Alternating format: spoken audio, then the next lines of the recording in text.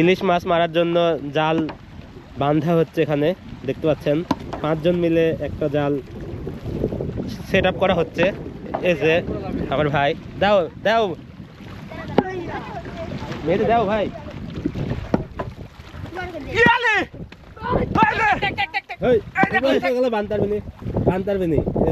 কি সুন্দর নদী দেখতে পাচ্ছেন। এখানে প্রচুর ইলিশ মাছ হবে আমরা আশা করছি। ইলিশ পেলে সেই ভিডিও আপলোড করা হবে। ইলিশ মাছ ধরার জন্য জাল মেরামত করা হচ্ছে। দেখতে পাচ্ছেন কতজন লেগেছে। 5 জন মিলে একটা জাল এখানে সেট করা হচ্ছে। এরপরেই পদ্মা নদী থেকে ডিমালা রূপাল ইলিশ ধরা হবে। সেই ভিডিও আমরা আমাদের পেজে নিয়মিত আপলোড করি এবং ইউটিউব চ্যানেলে যারা সাবস্ক্রাইব করেননি সাবস্ক্রাইব করে নেবেন। দেখুন কি টেকনিকে বাঁশ বাঁধা হচ্ছে। আর এই যে অভিজ্ঞ শিকারী আমার মামা।